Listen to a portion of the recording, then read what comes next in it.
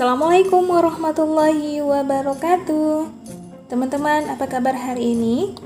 Mudah-mudahan semuanya semangat ya. Sudah siap untuk berpetualang? Sudah siap untuk belajar kembali, menimba ilmu yang sangat-sangat bermanfaat? Mudah-mudahan sudah ya.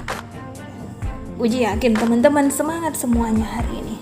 Oke, untuk memulai hari kita, teman-teman sudah berdoa ya. Silakan berdoa seperti biasanya. Dan Uji mau cek semangatnya ya, dengan tepuk semangat versi SAS ya. Oke, kita mulai 1, 2, 3. Tepuk semangat, semangat, Allahu Akbar. Oke. Alhamdulillah teman-teman semangat semuanya. Mudah-mudahan teman-teman semangat selalu ya. Walaupun kita tidak belajar di sekolah, tetapi tidak menghalangi kita untuk menimba ilmu yang bermanfaat dan diridhoi oleh Allah Subhanahu wa taala. Nah, oke teman-teman. Kita hari ini belajar tentang apa? Oke, checklist. Karena Bu Uji yang masuk kelas teman-teman hari ini, berarti teman-teman belajar tentang pendidikan agama Islam dan budi pekerti. Nah, minggu lalu kita sudah belajar tentang ta'aruf. 1 minggu itu kita belajar tentang ta'aruf aja. Maka kalau tidak kenal maka kita ta'aruf, maka perkenalan. Ya kan teman-teman ya. Salat mengajarkan kita untuk berkomunikasi benar-benar hanya antara kita dengan Allah Subhanahu wa taala saja. Tidak ada orang lain. Kita sujud, kita ruku hanya kepada Allah Subhanahu wa taala. Nah, teman-teman tahu nggak apa itu salat? Salat dalam bahasa Arab itu artinya doa. Sedangkan menurut istilah, yaitu ibadah yang terdiri dari perkataan dan perbuatan tertentu yang dimulai dengan bacaan takbiratul ihram dan diakhiri dengan mengucapkan salam dengan syarat dan ketentuan sholat tertentu. Nah, itu. Teman-teman sudah sholat? Sudah benarkah sholatnya? Oke, sekarang kita lanjut ke keutamaan sholat beserta dalil-dalilnya. Apa itu dalil? Dalil itu adalah penjelasan tentang sholat yang ada dalam Al-Quran, yang ada dalam hadis, serta penjelasan-penjelasan dari para ulama. Nah, banyak sekali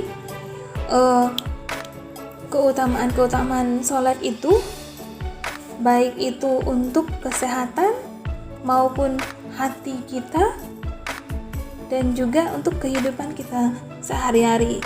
Nah, sekarang kita akan membahas 8 saja keutamaannya. Yang pertama, sholat sebagai amal yang pertama kali dihisab. Ingat teman-teman, pada kelas 1 atau MDA kita sudah diajarkan bahwa rukun Islam itu ada 5. Orang yang pertama kali masuk Islam, yang kita namakan dia itu adalah seorang mu'allaf ya. Seorang mu'allaf, orang yang pertama kali masuk Islam akan dikenalkan syahadat, kemudian rukun Islam. Teman-teman masih ingat rukun Islam? Yang pertama, mengucapkan 2 kalimat syahadat. Yang kedua, mendirikan sholat. Yang ketiga, berpuasa pada bulan Ramadan. Yang keempat, membayar zakat. Yang kelima, naik haji bagi yang mampu. Sholat adalah rukun Islam yang kedua. Karena sholat adalah tiang agama, seperti tiang di rumah kita. Kalau tiang rumah kita itu sudah tidak ada lagi, maka rumah itu akan roboh. Nah, seperti itu juga. Jika sholat itu tidak didirikan, ingat, didirikan, bukan dilaksanakan saja, maka agama Islam, agama kita itu akan runtuh. Yang kedua, sholat merupakan sebaik-baik amalan setelah 2 kalimat syahadat. Asyhadu an la ilaha illallah wa asyhadu anna Muhammadar Rasulullah. Sebaik-baik amalan setelah 2 kalimat syahadat. Ini dalilnya terdapat dalam surah Al-Baqarah ayat 43. A'udzu billahi minasy syaithanir rajim. Bismillahirrahmanirrahim. Wa aqimus salata wa atuz zakata warka'u ma'ar raki'in. Artinya, dan dirikanlah salat, tunaikanlah zakat, dan rukuklah beserta orang-orang yang rukuk. Nah, di sini teman-teman, setelah 2 kalimat syahadat itu adalah salat, amalan yang sebaik-baiknya. Tapi ingat, dan dirikanlah salat, bukan laksanakan salat. Berarti mendirikan itu kita melaksanakan salat dengan sebaik-baiknya, dengan khusyuk, dengan ikhlas kita, dengan cinta kita, dengan ketentuan-ketentuan salat yang sudah ada, ya. Yang ketiga, salat adalah tiang agama. Bismillahirrahmanirrahim. As-salatu imaduddin, faman aqamaha faqad aqamad-din, wa man tarakaha faqad hadamad-din. Artinya, Nabi Muhammad SAW bersabda, salat adalah tiang agama. Barang siapa yang mendirikannya, maka sungguh ia telah menegakkan agama Islam itu, dan barang siapa yang meninggalkannya, maka sungguh ia telah merobohkan agama Islam itu. Riwayat Baihaqi. Nah, seperti yang sudah Bu Uji jelaskan sebelumnya tadi, bahwa salat itu adalah tiang agama, yang seperti rumah tadi, ya. Nah, yang keempat, salat merupakan obat hati. Nah, ini terdapat dalam surat Ar-Ra'd ayat 28. Bismillahirrahmanirrahim. Alladzina amanu wa tatma'innu qulubuhum bi dzikrillah. Ala bi dzikrillahi tatma'innul qulub. Yaitu orang-orang yang beriman dan hati mereka menjadi tentram dengan mengingat Allah. Ingatlah, hanya dengan mengingat Allah hati menjadi tentram. Nah, ini untuk orang yang galau-galau nih.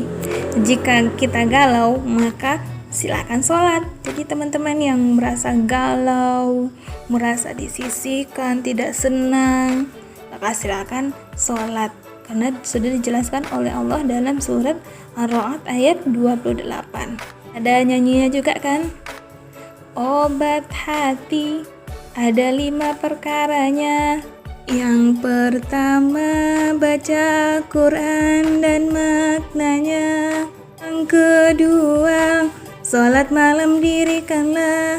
Yang ketiga, berkumpullah dengan orang soleh. Nah, teman-teman pasti ingat ya, silahkan dilanjutkan nyanyinya itu. Ingat, tuh ada kan nyanyi obat hati. Ada galau-galau lagi. Salat mencegah perbuatan keji dan mungkar. Nah, terdapat dalam surat Al-Ankabut ayat 45. Bismillahirrahmanirrahim. Utslu ma uhiya ilaika minal kitabi wa aqimis shalah Inna sholata tanha 'anil fahsya'i wal munkar wala dzikrullahi akbar wallahu ya'lamu ma tasna'un. Artinya, bacalah kitab Al-Quran yang telah diwahyukan kepadamu Muhammad dan laksanakanlah salat. Sesungguhnya salat itu mencegah dari perbuatan keji dan mungkar. Dan ketahuilah mengingat Allah, salat itu lebih besar keutamaannya dari ibadah yang lain. Allah mengetahui apa yang kamu kerjakan. Ya benar, salat itu mencegah perbuatan keji dan mungkar. Kenapa? Karena hati kita sudah dijaga oleh Allah. Kira-kira ada nggak seorang maling? Nah, pekerjaannya itu kebiasaan maling. Nah, sebelum maling dia sholat dulu.